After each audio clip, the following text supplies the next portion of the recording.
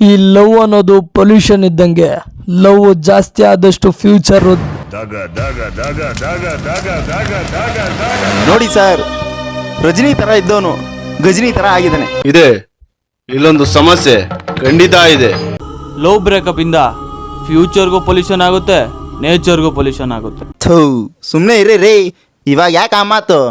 ಇಷ್ಟೆಲ್ಲ ನಡೀತಾ ಇದ್ರು ನೀವು ಒಂದ್ ಮಾತು ಆಡ್ತಿಲ್ಲ, ಕಾರಣ ಕೇಳ್ಬೋದಾ? ಇವಾಗ ನೀವು ನೋಡ್ತಾ ಇರೋ ಆಕರ್ಷಣೆ ಬೇರೆ, ಅವಾಗ ಹೆಂಗಿದ್ದ ಅಂದ್ರೆ. ತಲೆ ಕೆಡಿಸ್ಕೊಬೇಡ. ಈ ಲವ್ ಅಲ್ಲಿ ಚಂಗ್ಲಾಟ ಆಡೋರ್ಗೆ ಯಾರ ತಿಂದು ಬಿಟ್ಟಿರೋ ಹೆಂಜಲೇ ಸಿಗೋದು. ಟೈಗರ್ ಕಾ ಹುಕುಂ.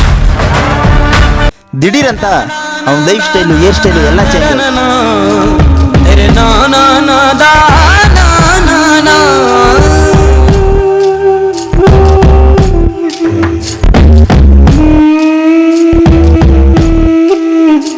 ಲವ್ ಮಚ್ಚಿ ಅವ್ನು ಯಾಕೆ ತುಂಬ ಡಿಪ್ರೆಷನ್ಗೆ ಹೋಗ್ಬಿಟ್ಟಿದೆ ಅನ್ಸುತ್ತೆ ಕಣ. ಒಂದು ಸಲಿ ಫ್ರೆಂಡು ಅಂತ ಕರೆದ್ಮೇಲೆ ಅವನ ಸುಖದಲ್ಲಿರಲಿ ದುಃಖದಲ್ಲಿರಲಿ ಯಾವಾಗಲೂ ಜೊತೆ ನಿಲ್ಲೋನೆ ನಿಜವಾದ ಫ್ರೆಂಡ್. ಇದೇ ಫೆಬ್ರವರಿ ಪ್ರೇಮಿಗಳ ದಿನದಂದು ಪ್ರೇಮ ಮಂಡಲವನ್ನು ಹಾಕಿ ಪ್ರೇಮಾತ್ಮಗಳಲ್ಲಿ ಬಂಧನವಾಗಿರುವ ಆಕರ್ಷನ್ನ ಮತ್ತೆ ಆ ಹಣಗಳ ನೆನಪನ್ನು ಶಾಶ್ವತವಾಗಿ ದೂರ ಮಾಡುತ್ತೇನೆ.